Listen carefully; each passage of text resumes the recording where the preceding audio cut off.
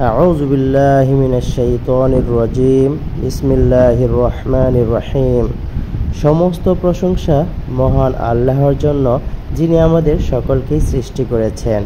উপস্থিত আজকের বিদায়ী অনুষ্ঠানের সম্মানিত সভাপতি সাহেব, উপস্থিত আছেন অত্র বিদ্যালয়ের প্রধান শিক্ষক সাহেব, উপস্থিত আজকের অনুষ্ঠানের প্রধান মেহমান, প্রধান অতিথি মহোদয়, উপস্থিত আছেন আমার শ্রদ্ধাভাজন সকল শিক্ষক শিক্ষিকা মণ্ডলী, উপস্থিত ম্যানেজিং কমিটির সদস্যবৃন্দ, উপস্থিত অভিভাবক অভিভাবিকাবৃন্দ এবং আপনারা যারা আমাকে শুনছেন, সবাইকে বিদায়ী শুভেচ্ছা ও ভালোবাসা।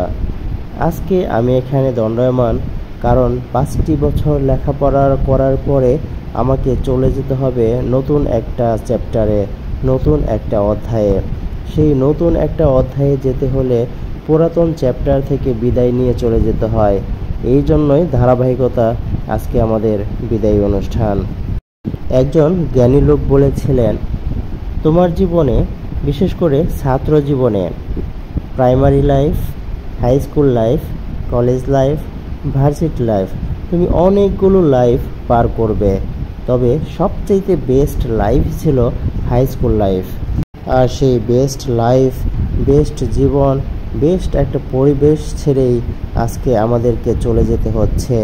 এটা ভাবতেই অনেক কষ্ট লাগতেছে। আপনাদের সবার সাথে 5টি বছর কাটিয়েছি। অনেক ছোট ভাই, তাদের সাথে হয়তো 4 বছর 3 বছর এভাবে কাটিয়েছি।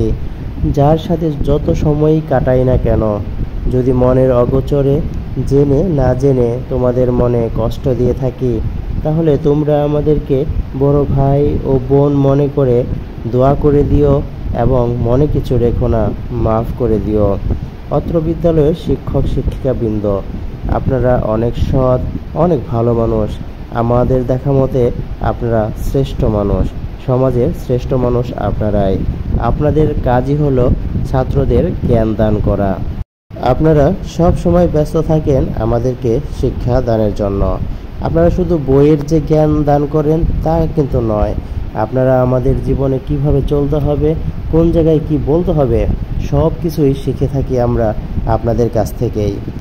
আপনাদের অবদান আমি বা আমরা বা পৃথিবীর সকল ছাত্রছাত্রীরা কখনোই ভুলতে পারবো না। আপনাদের মনেও যদি কোনো প্রকার কষ্ট দিয়ে থাকি, তাহলে নিজ সন্তান মনে করে আমাদেরকে মাফ করে দিবেন।